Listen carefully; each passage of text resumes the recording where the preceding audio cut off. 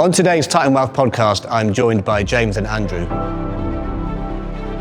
We talk about a lot of things, including moving from a UK business, expanding internationally, what it takes to be a successful employee within the group, and stick around to find out what One Titan means to both of them.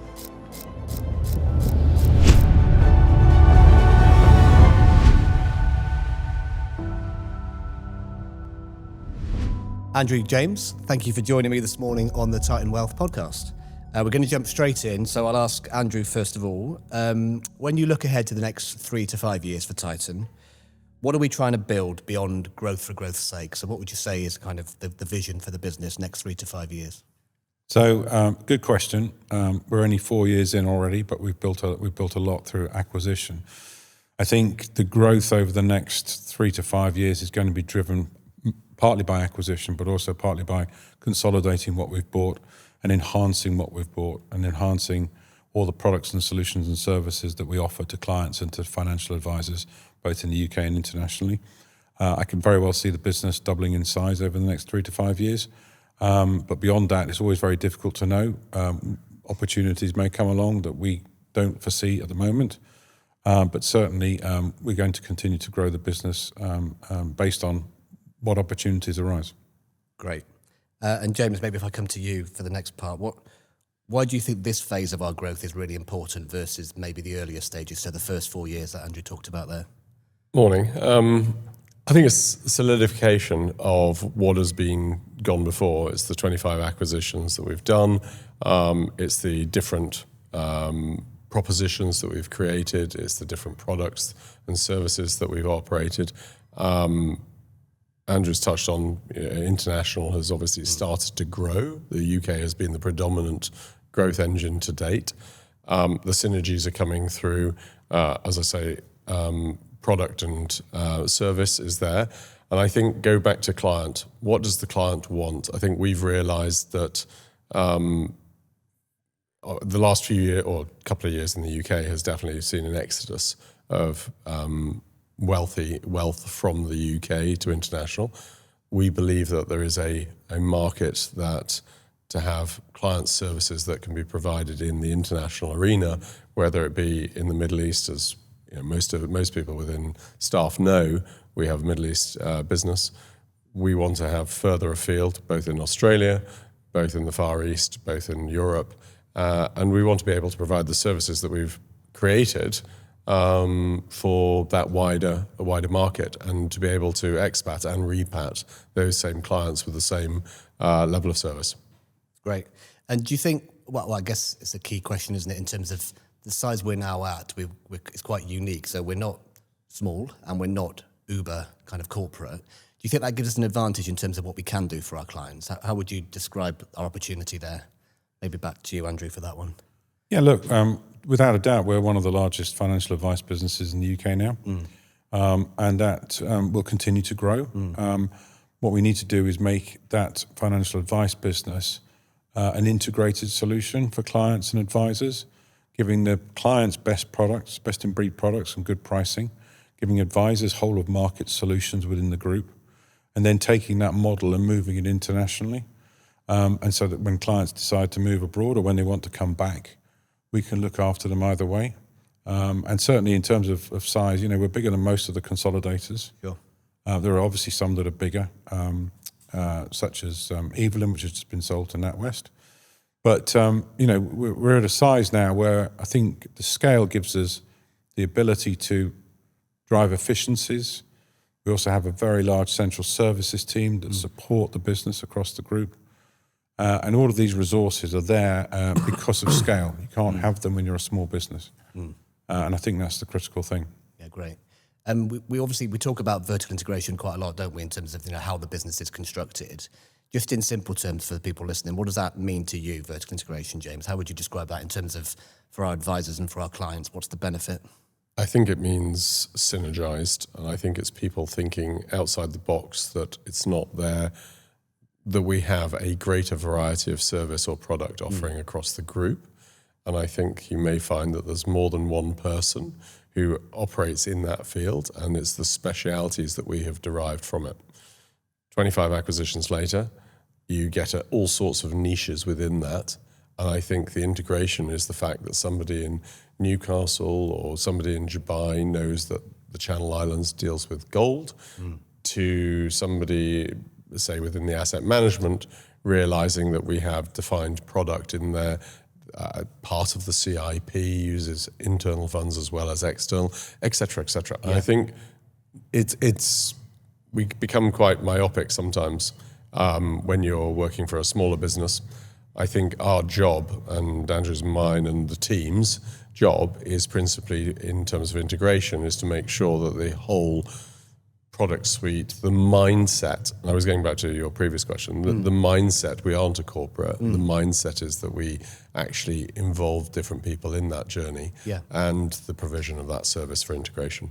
Okay, great. Anything you'd add to that, Andrew? No, I think James has covered it really. Excellent. Okay, we're going to talk about technology and AI for a bit, obviously a hot topic. I guess the key question here for me is, what does being part of a group like Titan enable our advisors to have access to? So when we talk about AI and investment in technology, it's obviously not a means to an end in and of itself. So again, what's the vision there for us in terms of how we intend to use AI and technology to add value to our clients and add value to our advisors? Well, I know James is going to give it a long answer, so let me just do a very quick one. The technology and AI is an enabler, and the thing we've got to do in the business is get all of our processes, back office processes, up to scratch, and that's the thing we're going through now. Once those are up to scratch, then AI and technology will really be a fantastic enabler, I'm certain. But if they're not right, then you can't apply the technology and the AI because the solutions won't work, or they'll need to be adapted. Right. That's a great. I mean, it's a great simple answer. And yes, he's probably right. I could rattle on about this for donkey's years. Please don't. The reality, and that is a reality, as to where we go. Okay, you asked a question, which is why being Titan, does it put us in an advantageous position in looking at this area? Well, let's just look. We have 80 people in technology. There aren't many groups within the IFA and wealth space that have that much. We have the capacity because we have the client bank, we have the advisors. And what we're trying to do is provide time saving for them to be able to do the job that they like. And normally the job that most IFAs and advisors want to do is they want to be able to sit in front of clients and actually talk to them about either financial planning or wealth planning, whatever they happen to be doing. And so, go back to Andrew's point, is it an enabler? It will be an enabler. It also smooths through processes, and it gives people time to do different things and to actually free them up to do the things that they probably should be doing in many respects. Does it have change? Listen, I don't think we can not, or we can't avoid the fact that it will change the business. It will change, hopefully, the speed. It'll change the speed of reviews. It will change the speed and hopefully accuracy to some degree, because obviously buying these businesses, we have legacy systems. We try and bring them together, and we think that data is key to that progression. And ultimately, what it should do is it will give savings back to the client from the point of view of having access to the proper advice from individuals. And I think what AI also does, it will give us in a longer term, it will give us the ability as an advisor, it will give prompts to be able to help stuff that you don't pick on, that are subjective. It will give the ability to remember whether the client's birthday happens to be there. And it sounds really odd, but it makes things a lot easier for actually to have a relationship with a client and deliver everything that Titan has as a benefit. Because if you're, and not to go on about it, but if you're an advisor, the AI in reality will deliver something and say, what about this, when it is based on the rails of Titan. Yeah. And so back to Andrew's point, processes, it's an enabler. Yeah. And that will develop quickly over the next 24 months, something like that. I think the really exciting thing you talked about there is how technology can enhance that advisor-client relationship. That's still core to what we do. That's still what clients pay us, week in, month in. It's growth. Yeah. So enhancing that relationship and enabling more time or a better, richer experience with the client rather than replacing it, I think is the key, isn't it? There in terms and massive You can never replace the Replaceable. face-to-face interaction between a client and an advisor. Yeah. Yep. That's irreplaceable. Yeah. Great. Okay. Switching gears then, everyone's favourite topic. We're going to talk about regulation and FCA, Andrew. So what would you say? Obviously, FCA expectations and governance around our sector continues to increase. Obviously, Consumer Duty's brought additional responsibilities in for advice-led firms. What would you say in terms to any advisors or recently joined parts of our business in terms of what joining Titan gives them access to in terms of governance and oversight and additional protection? Yeah, so first of all, we've really spent a lot of time building a strong relationship with the FCA over the last 2-3 years, which has been critical to us. We've spent a lot of time investing in regulatory oversight and processes within the business. And James Dingwall and Tiff and Dave McGaul have done a fantastic job there. What you get in the group is hopefully not business prevention, but business enhancement through the right processes. And we've invested a lot of money in training and competency and all the other products and solutions that you would expect as an advisor within the business. We have to have strong regulatory oversight. We have to integrate the businesses because the FCA don't want a plethora of directly authorised businesses within the group. We have to have standard processes. We have to have standard pricing for clients, for products, etc. But what the FCA also were very keen to stress to us when we saw them last year was they want a consistent outcome for clients, hence actually why a central investment proposition is a critical component of what we do. Yeah. Because it gives them that consistent outcome. That's what they want. They don't want different outcomes for different clients of a similar price point. Okay, great, thank you. James, anything you'd add to that? No, I think that's pretty consistent actually, and definitely covers the whole thing. That's great. And maybe could you just bring that to life then, Andrew, in terms of some of the businesses that have joined us, what journey, how we've helped them on that journey, perhaps from going from almost accidental business owners that have got to a certain scale and actually then the benefit of moving into the central group and what additional support we've given them. Sure. I mean, the two recent acquisitions we've announced, when we went to see them recently, both explained that part of their rationale for selling, because of course a lot of these people don't really want to sell, they love their business. But part of the rationale for selling was that they need our central support to help them with the enhanced regulation and processes that they're required to undertake.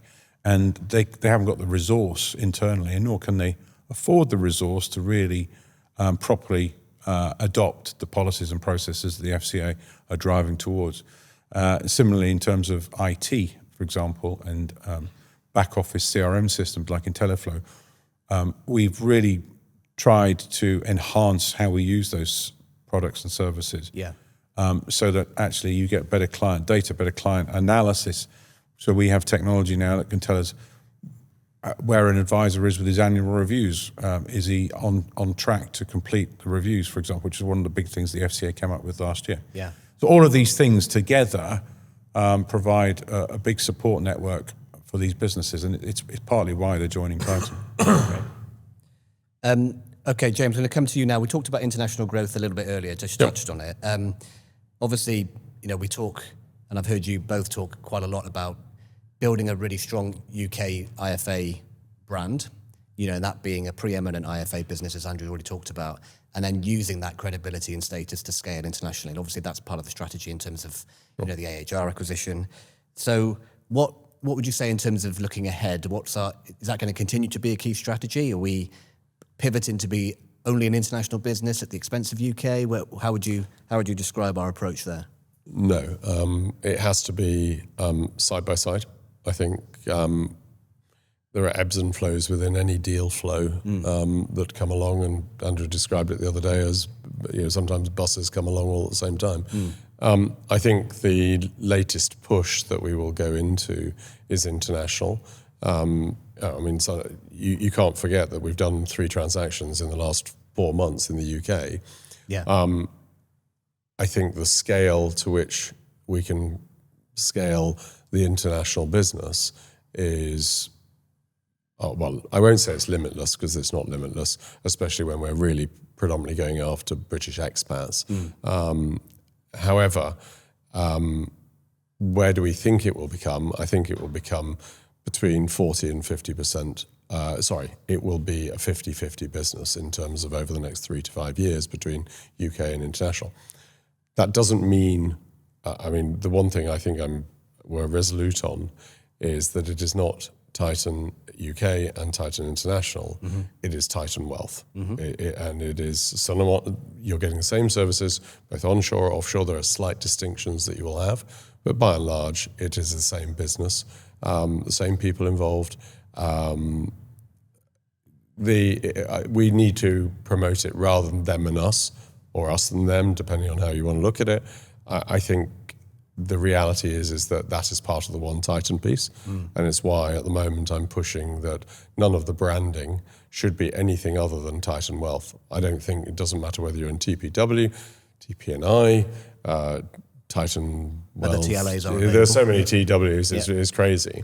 And I think Titan Wealth, we used the analogy the other day as well, you don't have JPM saying that they're JPM Asset Management or JPM X, Y, and Z. No, they're not. They're JPM. So there's no difference, fine, apart from scale, on JPM versus Titan. But in reality, Titan Wealth covers the whole multitude. And what you say is, I work for the marketing team, or I work for the investment team, or I work for the advice team. I mean, that's really what I would say. Yeah, great.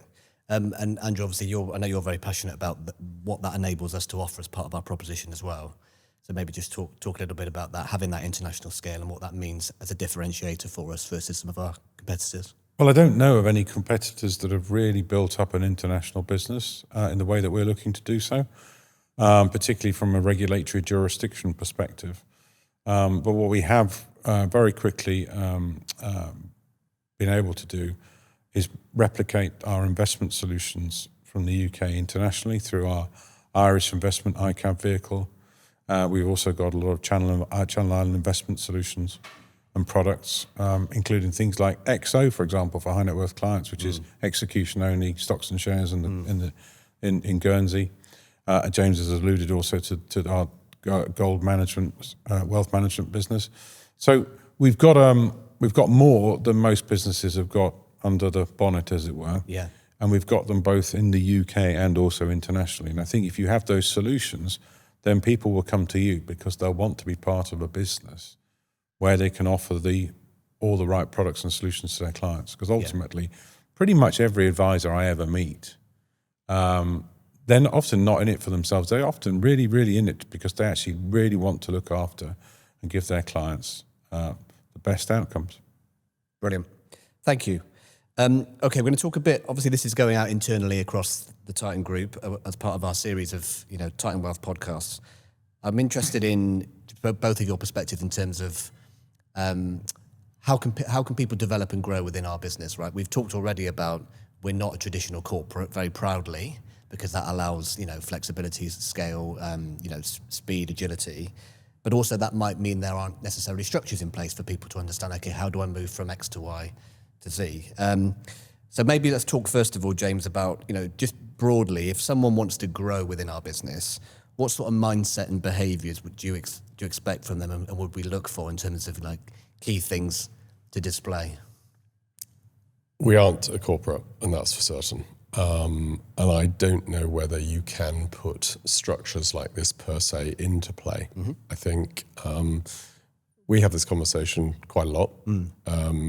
Both of us have stood up, and Andrew can cover off the academy in a second, which is probably more of a structured play than unstructured, as I'm about to talk about.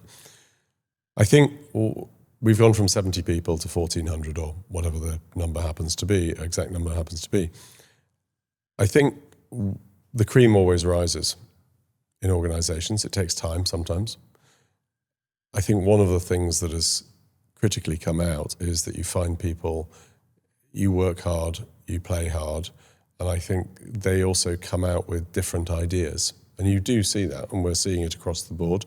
I'm not saying it's every other third person, but there are definitely 1, 2, 3, 4, 5, 6 different people who are coming out with different ways of working, we try and encourage everybody to come out with ideas and bring them to us. It's a pretty flat structure. We try and engage with people. I mean, we do our CEO meet and greets now across the group. It becomes quite time consuming in terms of actually seeing everybody. And I think we've become very much, as we've evolved, we have to become more people, if that makes sense. And so you're encouraging people how to grow. I don't think there is a set structure for it. I think if I was looking at it brutally, I think the ones who come up with ideas and keep pushing them, we spot the ambition fairly quickly across the board. I don't think people get, if there is blockages, we normally hear what it is. And I think we hopefully give people a voice and the ability to step forward and either come directly to us. That's probably the only way to do it. But it also has to make sense. Yeah, There's no point sort of throwing loads of ideas at us and hoping one will stick. You've got to have thought about it. Do you understand the business?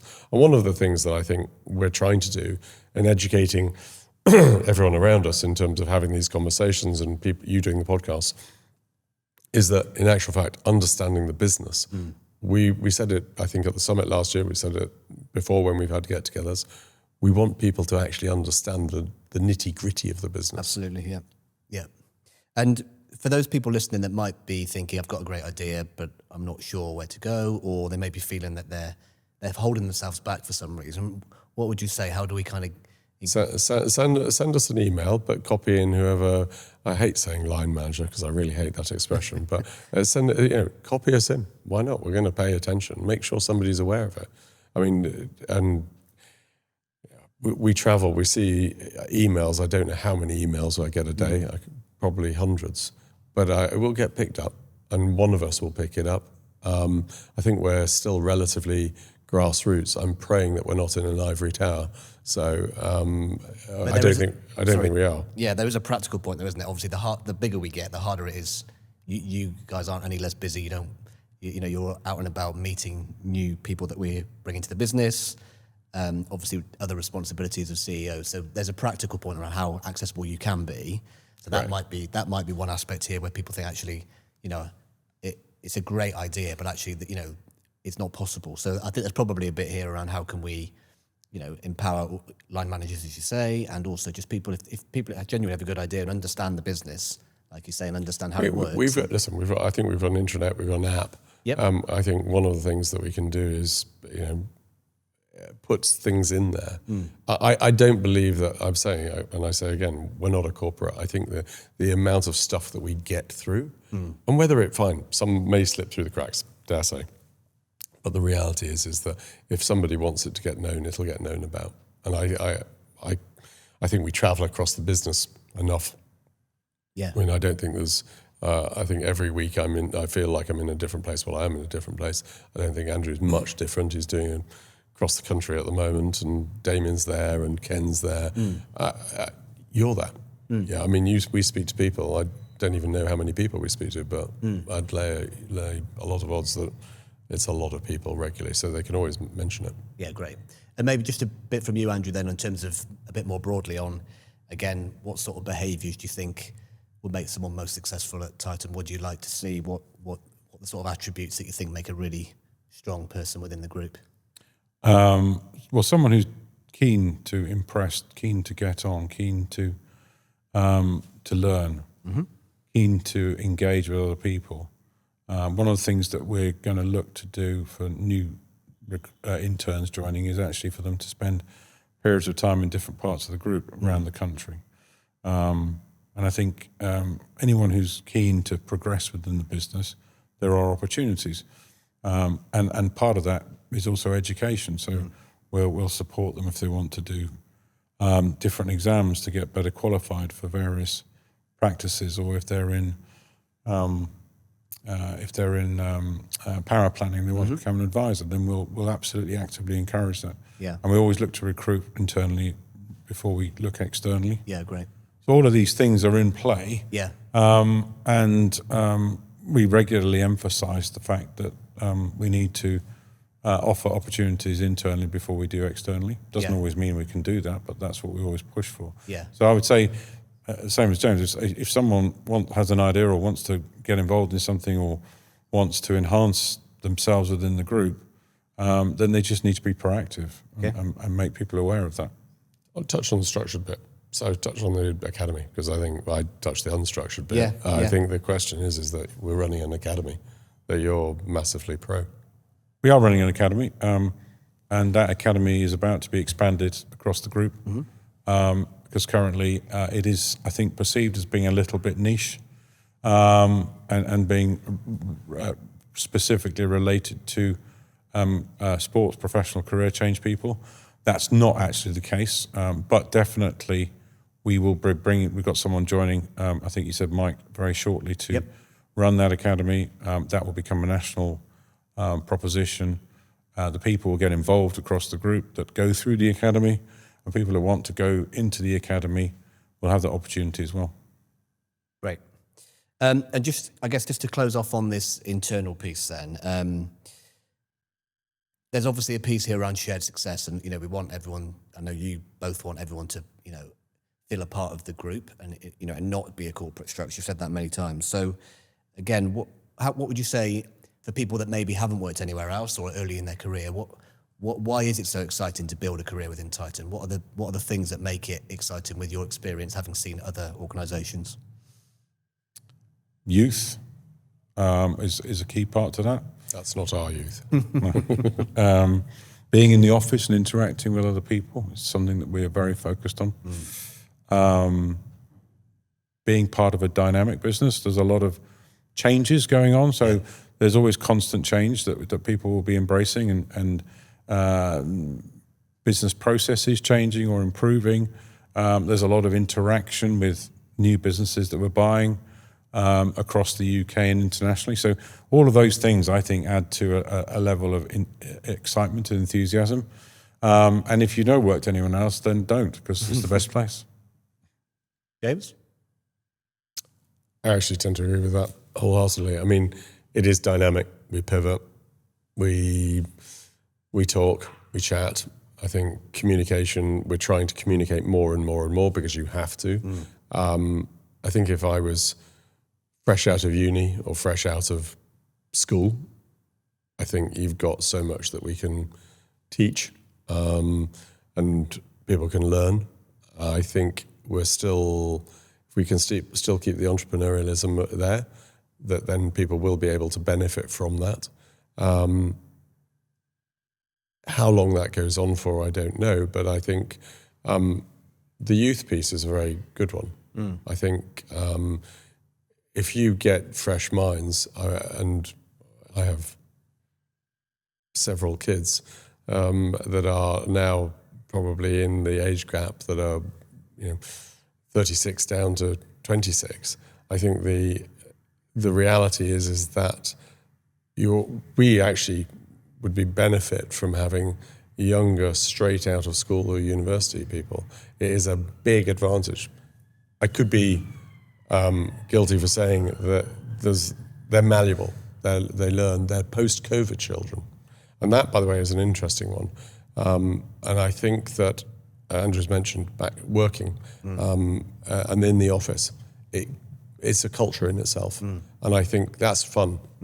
When he and I started out, I'm talking about going back to the 80s, the reality is that you're in the office, you were the junior and you got the grunt work, as it were, but it was fun. I mean, do you look back on it, and you're not as old as we are, Mike, but I can tell you it was a lot of fun. Yeah, and completely agree. Probably the best days of our lives, and the learning curve just goes up and up and up. And I think within Titan, what enables us to be better than others is that we have so many different parts, whether it be marketing, whether it be investment, whether it be advice, whether it be trading, sales, selling, an art that people have forgotten. And we need to, again, we've got some natural salesmen, and that's really quite interesting. So it's exciting. I also think on that point, it's quite well documented, isn't it, this piece around return to the office. I think it depends on what I think we need to reframe what the office is for. An office isn't a place where you come and sit at your desk and write emails. It's where you collaborate. It's where you come up with ideas. It's where you learn. And again, that's, as you say, that's a big opportunity because we do have so many different offices and experiences available. So I think we shouldn't forget that. You come to the office to have fun as well, by the way. Yeah, you absolutely. should have, and we've said it. With like-minded people. Yeah, exactly. The other thing on youth, I think, is worth saying. We are a young business, so I think whatever stage your career you're at within the group, because it's a young business and it's agile and it's still growing, that presents lots of exciting opportunities, which again, in perhaps older, more structured organisations would be less apparent. So again, I think that youth thing, being a young business, is really key. Yep. So that's great. Okay, right, we're going to wrap up. We're asking everyone on these internal comms podcasts about One Titan. You've already mentioned it, James, so you'll be well prepared. But can I ask you both, when we talk about One Titan, so Andrew first, what does One Titan mean to you? So to me, I've said it before, community. It's one big community across the globe. That's the most important thing for me. It's about communication. It's about us communicating with everyone. It's about people communicating all of the changes that are going through so people know what's going on. I've spent quite a lot of time seeing the IWP advisors over the last couple of days. They historically were never told what was going. They were just told at the end that this is what you have to do. There was no communication. And the big thing that I've taken from going around to see them this week is that they absolutely love the fact that we are going to tell them what's coming down the road. That communication creates that feeling of community. Great. Thank you. James, One Titan? It's pulling together. It's the community piece that Andrew said. It's pulling together on multiple different levels. It is... I was told not to use the culture is everything, and it is having alignment across that is what the client gets, what we as staff get, and when I say get, I mean deliver, and how we to work hard and to play hard. I mean, that is, I go back to this over and over again. One Titan means that people think about whether it be Guernsey, Dubai, Glasgow, Newcastle, Norwich, Peterborough, wherever it happens to be, and they're thinking about the other people in that. And I think I don't want to elaborate too much, but in reality, there are so many initiatives that are going on that bring everybody together. Not everyone's going to see the same point all the time, but by and large, if we can actually collaborate and bring everything together, I think we have it made, and it is a manna from heaven. Brilliant. Andrew, James, thanks for joining me this morning. Thank you. See you soon.